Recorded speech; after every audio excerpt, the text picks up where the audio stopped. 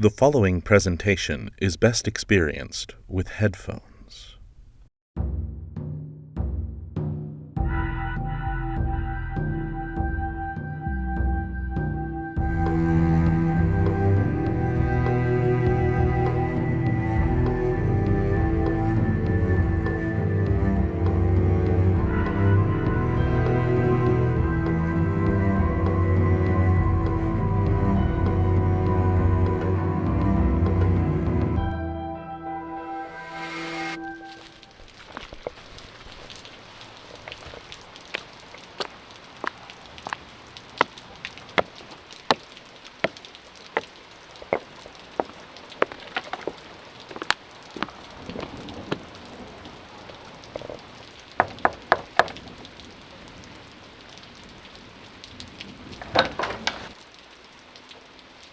Greetings, honored guests, to the House of Branching Paths. I am pleased to see that you have received your invitation. We have summoned you here for a matter most dire, but first, please come in out of this dreary weather. Unfortunately, you will find that the interior of the house is also quite dreary at the moment. The house is not what it once was, I am afraid, which touches upon why you are here. But first, forgive my rudeness. It has been some time since we had guests. I have forgotten introductions. I am not your host. My name is of no consequence. Suffice it to say that I am the butler of this house, and one of the few staff who still remains. If you will follow, I will lead you to your hosts. They are collectively known as the Circle.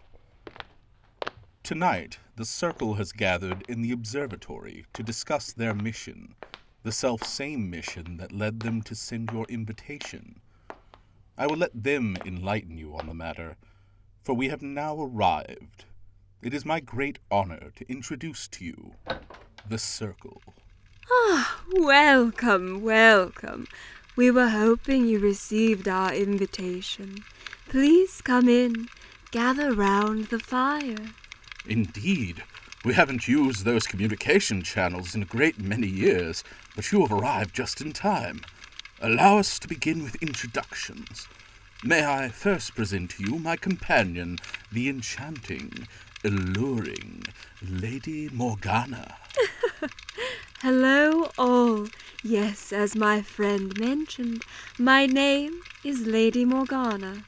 You may recognize that name if you are a purveyor of tales that deal in the nautical or mystics of the waters around us. In fact, my namesake is a part of a particularly popular story, but we shall save that for another day. Some may call me a witch, others a nymph, but I myself prefer sorceress. Sorceress, in fact, of all the seven seas, and the creatures you see, and the ones you do not. Though I may sound like the lilting waters of a nearby brook, I also contain the wonder, and, at times, the fear, of what lies beneath the deepest trenches of the oceans and seas. Remember that the same calm waters of the day can also quickly turn to the strong tempest of the night. And may I introduce the mysterious, mystical, and whimsical Grand Master Emrys. Thank you, my friend. I greet you all as well. As my friend has said, I am Grand Master Emrys, at your service, a name a few of the well-read among you might also recognize, but that is another thing altogether. I have earned my title of Grand Master through my mastery of many things, of instruments and tools, words and weapons, and yes, also of several types of magic. I have been called many things before, though. Sage, advisor, beggar, actor, thief, and even, a time or two, kingmaker. The weak, unassuming, and downtrodden are of special interest to me, as I am sure you will all find should you visit us often enough, which I hope most of you do. We have been members of the circle very nearly since the stories began. Before us, the stories were wild. They had nowhere to go. But now they can all be heard here, in the circle. Our great circle has diminished over time, and our quest now, honored guest, is to build up our circle once again. You may wonder why now our circle is of 2. Times have changed so much over the millennia, and the importance of spoken word is thought of less and less. But we are here to bring it forth once more, to carry on the art, the potential, the growth, the importance of these tales.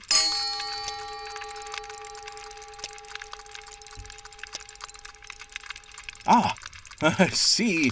Our great augury has drawn your attention. It is quite a wondrous creation. One of my best, if I do say so myself. Rather than merely telling the time upon this sphere, it tells the time in all spheres and heavenly bodies across our domain. Ah, and speaking of heavenly bodies, I do believe I see the crackle of a story on those flames.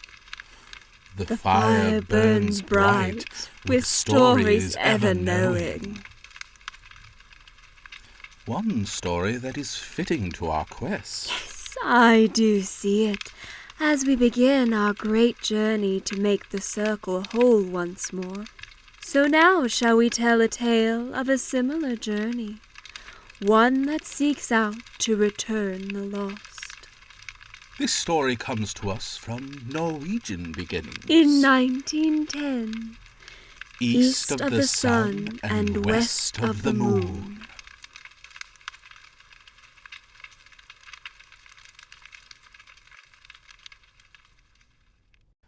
Once upon a time there was a poor man who had so many children that he didn't have much food or clothing to give them. Pretty children they all were, but the prettiest was the youngest daughter, who was so lovely there was no end to her loveliness. Yet I had never wanted for much until my life changed. My family all sat round the fire one night, busy with this or that, but just then, all at once, something gave 3 taps on the window pane. Then the father went out to see what was the matter, and when he got out of the doors, what should he see but a great, big, white bear. "Good evening to you," said the white bear. "Same to you," said the man. "Will you give me your youngest daughter? If you will, I'll make you as rich now as you are now poor," said the bear.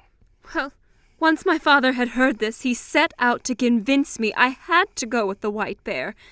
And when the white bear returned, I willfully went. While traveling together, the white bear asked, "Are you afraid?" No, I wasn't. "Well, mind and hold tight by my shaggy coat, and then there's nothing to fear," said the bear. So we rode along until we came to a castle.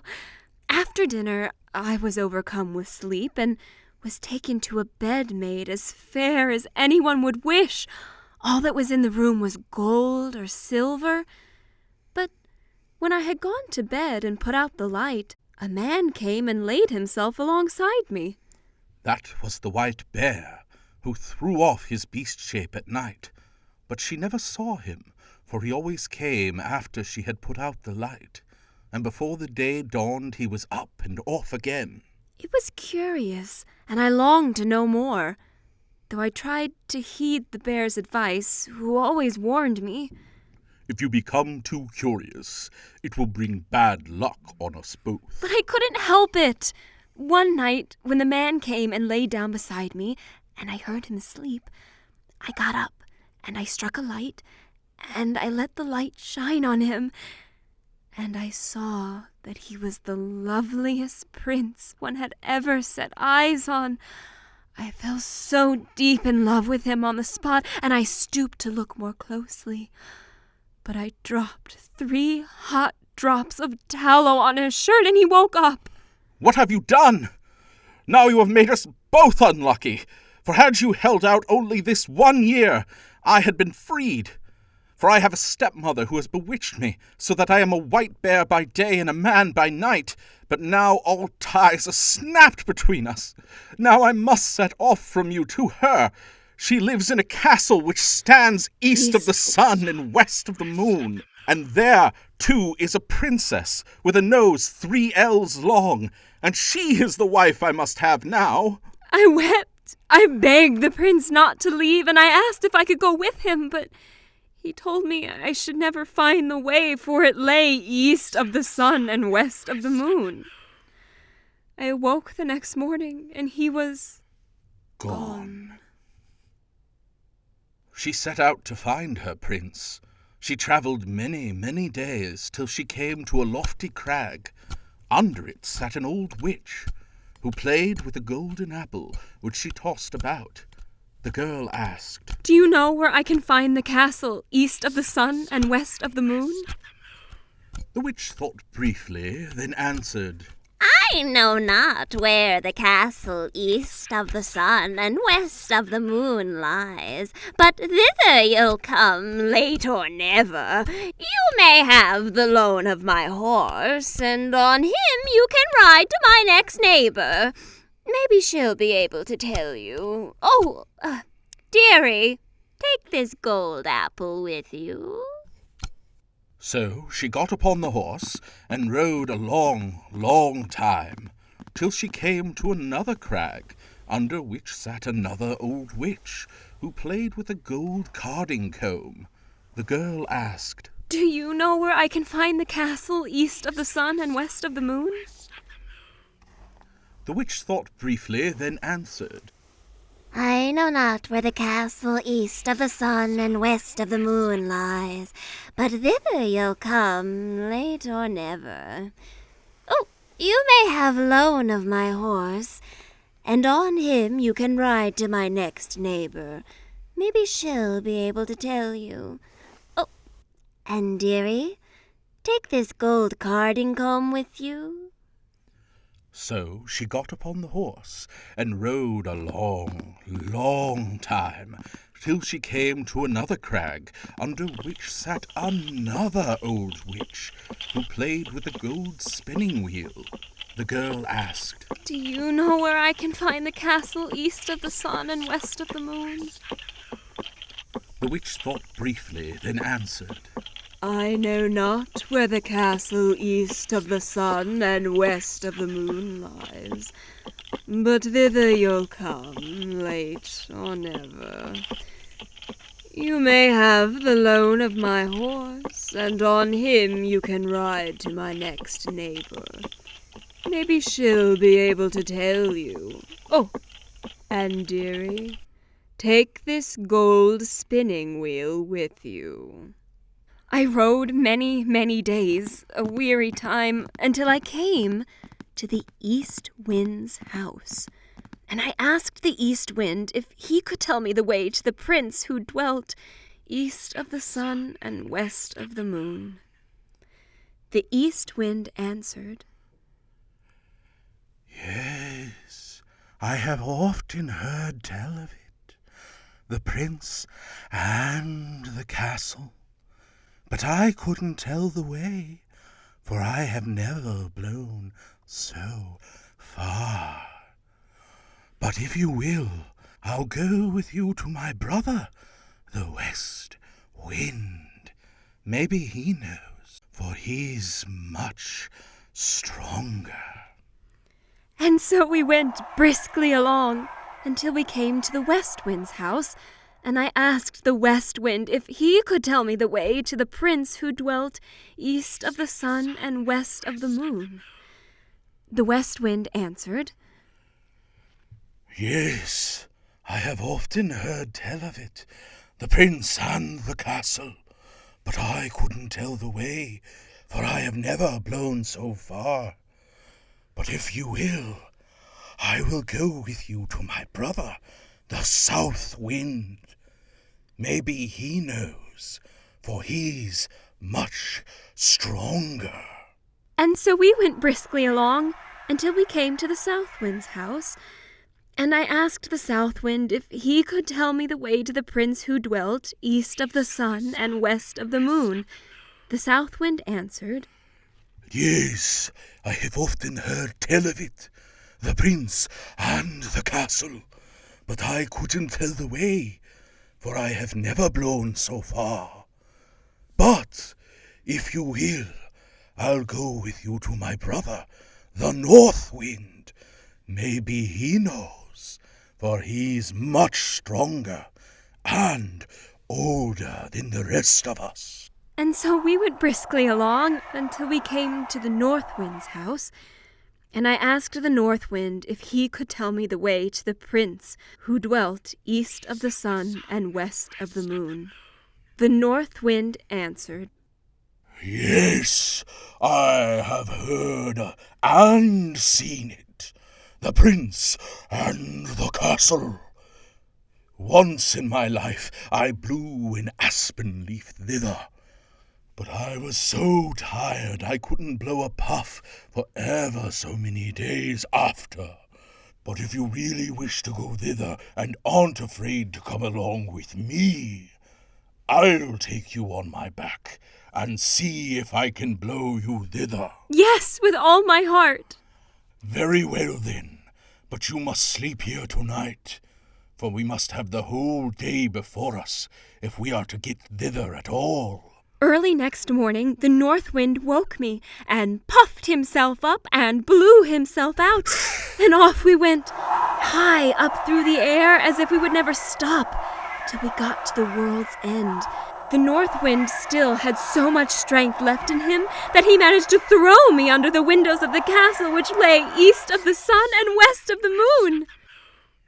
The next morning, the girl sat down under the castle window and began to play with the gold apple. And the first person she saw was the Longnose, who was to have the prince. She spoke. What do you want for your gold apple, you lassie? Said the Longnose, and threw up the window. It's not for sale for gold or money. Then you may name your own price, said the princess. Well, if I may get to the prince who lives here and be with him tonight, you shall have it. So the princess got the gold apple. But when the lassie came up to the prince's bedroom at night, he was fast asleep. She called him and shook him, and between whiles she wept and swore. But all she could do, she couldn't wake him up.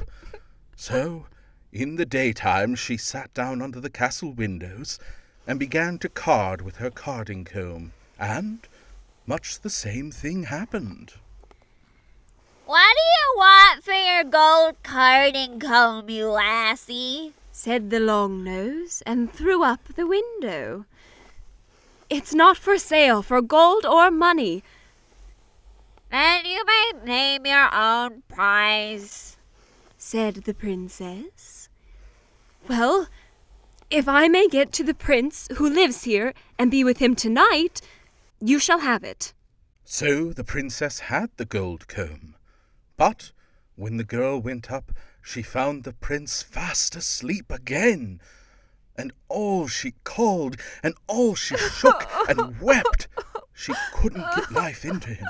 So in the daytime, the lassie sat down outside the castle window and began to spin with her golden spinning wheel. And that, too, the princess with the long nose wanted to have. What do you want for your gold spinning wheel, you lassie? Said the Longnose, and threw up the window. It's not for sale for gold or money. Then you may name your price, said the princess. Well, if I may get to the prince who lives here and be with him tonight, you shall have it. Warned by those in the castle who had heard the young girl's wailing, this night for the prince was different. That evening, when the princess came with her sleepy drink, the prince made as if he drank, but he threw it over his shoulder, for he could guess that it was a sleepy drink. So, when the girl came in, she found the prince wide awake. My love, I've traveled far and wide. I've met witches, I have rode the winds, and now I come to you. Ah, you have come just in the very nick of time, for tomorrow is to be our wedding day. But now I won't have to marry the princess. Here is what we shall do. The prince told me that he would declare to his stepmother that he shall not marry anyone unless they could remove the tallow stains from his shirt, and that since I had dropped the tallow, only I would be able to remove it, even if the princess tried her hardest. The next day, he went to his stepmother and said, I've got a fine shirt, which I'd like for my wedding shirt, but somehow or other it has got 3 spots of tallow on it, which I must have washed out, and I have sworn never to take any other bride than the woman who's able to do that. If she can't, she's not worth having. Well, that was no great thing, they said, so they agreed. And she, with the princess, began to wash away as hard as she could. But the more she rubbed and scrubbed, the bigger the spots grew. The prince declared, Ah! You're none of you worth a straw. You can't wash. Why, there, outside, sits a beggar lassie. I'll be bound she knows how to wash better than the whole lot of you. Come in, lassie, he shouted. I came into the castle, and almost before I had taken it and dipped it into the water, it was white as the driven snow, and whiter still. Yes, you are the lassie for me. At that, the stepmother and princess flew into such a rage they burst on the spot. At least, I've never heard a word about them since. As for the prince and princess, they took with them all the silver and gold, and flitted away as far as they could from the castle which lay East of the sun and west of the moon. The end.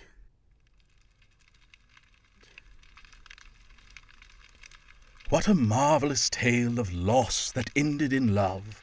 Perhaps we should enlist the help of the North Wind to search and complete the circle. The winds are always a helpful lot, and they do owe us a favor from the last time. Oh, yes, they were all quite tangled up after that witch of Oz stormed them together to carry a whole house, and then... But that is a story for another day. But stories, what are they really?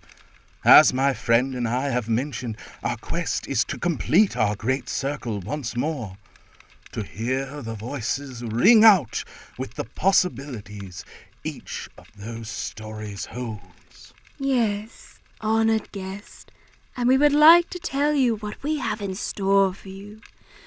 Upon your return to the House of Branching Paths, we shall bring you tales of love, betrayal, stories from well-known greats, and some new to you. Stories that we have held in us, stories that we have heard firsthand, or perhaps even were present for. But for now, honored guest, we must say goodbye. Yes, my friend, I do believe I see the crackle of a story on those flames. But for next time. The fire burns low with stories ever glowing. Honored guests, come, follow me. You mustn't stay at the house too long. You might become a permanent resident. Stay close behind me, my guests. Whatever you do, don't answer any voices you hear on the way out. Oh, but do come back. Hearing the circle's stories bring me to life. You have been listening to The House of Branching Paths, a theatrical podcast experience created by Mark Kilmer and Caroline Miller. For more of our content, join us on our Patreon at patreon.com/The House of Branching Paths. For links to all of our social media and to find a comprehensive list of contributors, please follow our link tree below. And for more stories like this and beyond, be sure to visit your local library. Thank you for joining us, honored guests, and remember, the fire may burn low, but the stories are ever glowing.